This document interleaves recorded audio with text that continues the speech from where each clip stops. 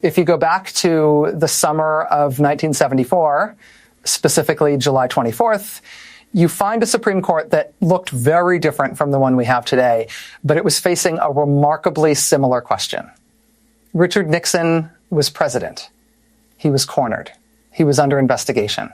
And he had convinced himself of a legal theory that he believed was bulletproof. His theory was that the President of the United States effectively exists above the judicial system. He believed that he had an absolute executive privilege. He believed that if he said a tape recording was private, it was private. If he said a document was secret, it was secret. And no judge, no prosecutor, and certainly no Congress could tell him otherwise. Nixon felt safe in this belief. For one very specific reason, he had appointed 4 of the sitting justices. He had reshaped the court in his own image. He assumed, as politicians often do, that a judicial appointment is a transaction. I give you the job, you give me the protection. But on that hot July morning in 1974, the Supreme Court handed down a decision in United States v. Nixon. And the vote was not close. It wasn't 5-4. It wasn't a nail-biter. It was 8-0. Unanimous, including the men Nixon put on the bench. They ruled that the president is not a king. They ruled that he had to turn over the tapes. And 16 days later, Richard Nixon resigned. We study that case as the moment the system worked. We study it as the moment the judiciary realized that if they protected the man, they would destroy the institution. For the last 3 years, Donald Trump has been betting his entire life, his entire fortune, and his entire freedom on the hope that 1974 was a fluke. He has been betting that the modern Supreme Court, the court that he built, the court with the 6-3 conservative supermajority, would operate differently. He was betting that this time the transaction would hold. He gave them the power. Surely they would give him the immunity. He was wrong. Today, in a move that came quietly, without a televised hearing, without oral arguments, and without fanfare, the Supreme Court delivered what can only be described as the fatal blow to Donald Trump's legal strategy. And when I say fatal, I don't mean it hurts his feelings. I don't mean it's a political setback. I mean it effectively ends the one strategy that was keeping him out of a prison cell. Tonight, we are breaking down the order that just dropped from the High Court. It is short. It is unsigned, and it is devastating. The Supreme Court has refused to intervene. They have denied the stay. They have rejected the delay. And in doing so, they have told the lower courts, they have told special counsel Jack Smith, and they have told the American people, proceed. It is over. The delay is over. The absolute immunity fantasy is over. To understand why this is the end of the road, we have to look at what Trump was actually asking for.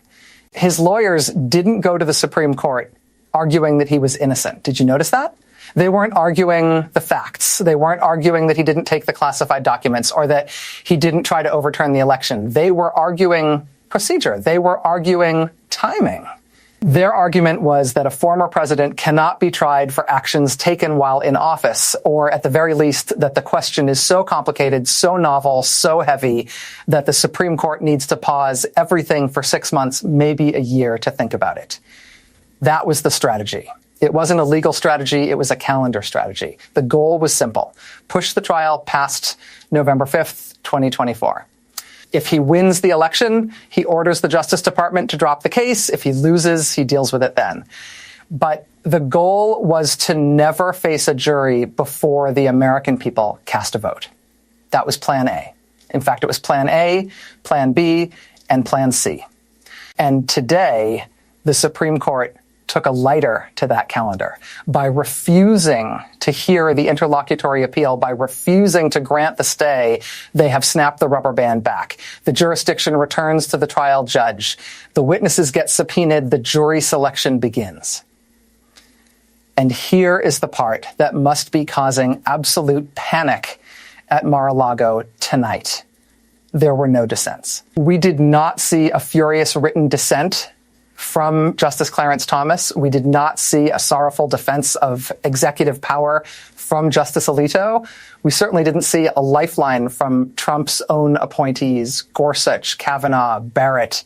The silence from the conservative wing of the court is the loudest noise in Washington right now.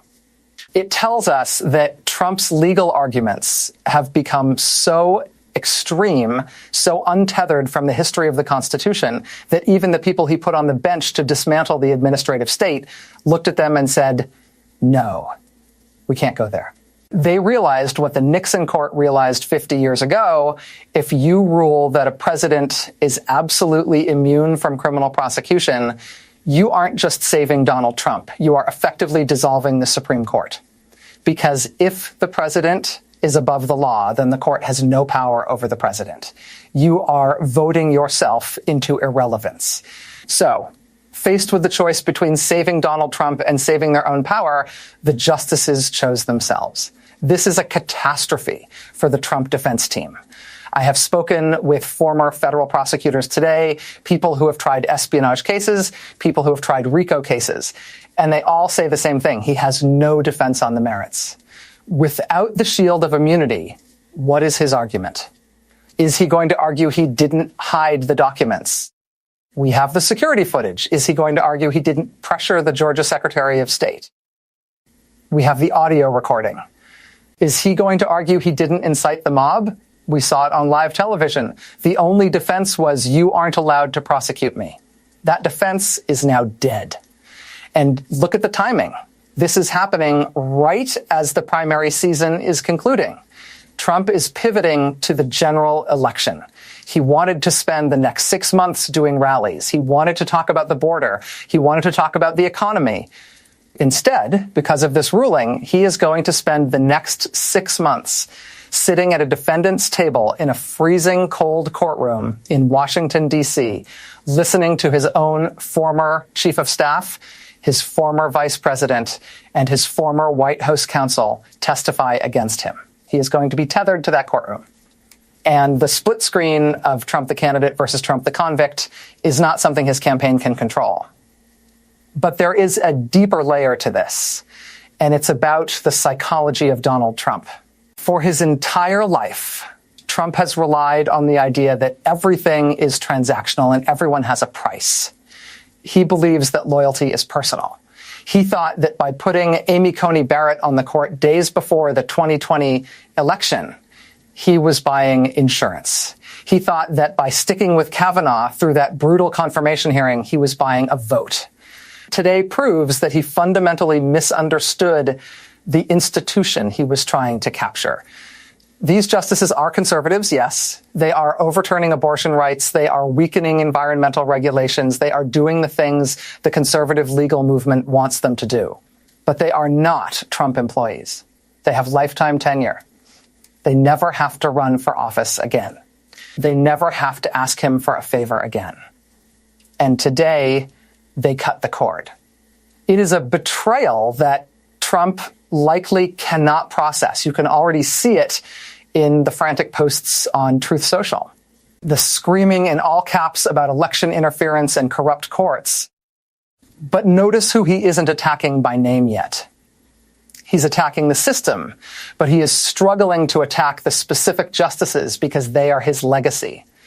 If he calls them corrupt, he is admitting he appointed corrupt people. He is trapped in a logic loop of his own making. So, what happens next? What is the practical fallout of this fatal blow? First, the timeline accelerates. Judge Chutkan in D.C. has made it very clear she intends to move fast. She has said the public has a right to a speedy trial. Now that the Supreme Court has removed the stop sign, she is going to put her foot on the gas. We could be looking at jury selection by late summer. We could be looking at a verdict before Election Day. Second, the pressure on witnesses increases. Think about the people in Trump's orbit. The aides, the co-conspirators, the people who have been holding out, hoping that Trump would win the delay and then pardon them. Today, the Supreme Court told those people, he can't save you. If the trial is happening and Trump has no immunity, that means you have no immunity. The incentive to flip, the incentive to cut a deal with Jack Smith just skyrocketed. When the ship is definitely going down, the rush for the lifeboats gets violent. And third, it changes the election itself. We have never, in the history of this republic, had a major party candidate running for president while sitting for a criminal trial of this magnitude. We don't know what that looks like. We don't know how the suburban voters react to hearing the evidence day after day. But we do know that Trump's superpower, his ability to dominate the news cycle, is about to be used against him. He won't be dominating the cycle with rallies. He will be dominating it with court transcripts. I want to pause for a moment and consider the counterfactual. Consider what would have happened if the court had gone the other way. If the Supreme Court had granted the stay, if they had agreed to hear the case next term, they would have effectively granted him amnesty by delay. They would have ensured that the voters would go to the polls in November without knowing if their potential president is a felon. By denying him today, the court did the bare minimum, yes. But in this environment, the bare minimum feels heroic. They simply let the normal order of law proceed. They treated him like a regular citizen. And that is the one thing Donald Trump cannot survive, being treated like everyone else. His entire persona, his entire business model is built on exceptionalism. Rules are for little people. Taxes are for little people. Jail is for little people. Today, the Supreme Court said, actually, no, the rules are for you too. This decision also sends a message to the other courts, to the court in Georgia, to the court in Florida. Judge Eileen Cannon in Florida has been dragging her feet, issuing bizarre rulings that seem to favor Trump. This signal from the Supreme Court that they are not interested in protecting him on frivolous grounds is a warning shot to her too. It says, don't get too creative. We aren't going to back you up if you go rogue. It stiffens the spine of the entire federal judiciary. We are entering a phase of this drama that is going to be incredibly volatile. Donald Trump does not handle loss well. He does not handle rejection well. And he certainly does not handle the realization that he has lost control. For 3 years, he has controlled the pace. He has filed motion after motion. He has dictated the terms. Today, he lost the con. Jack Smith is now driving the bus. And Jack Smith does not break for politics. There is a famous quote about the law, the wheels of justice turn slowly, but grind exceedingly fine. Trump has been banking on the slowly part. He forgot about the fine part. He forgot that once the process reaches its conclusion, the evidence matters. The facts matter. And without the artificial protection of the Supreme Court, he is naked before the law. I suspect that 10 years from now, or 50 years from now, historians will look at this unsigned order from the Supreme Court as the pivot point. The moment the fever broke, the moment the institutions of the American government looked at the threat and decided to hold the line.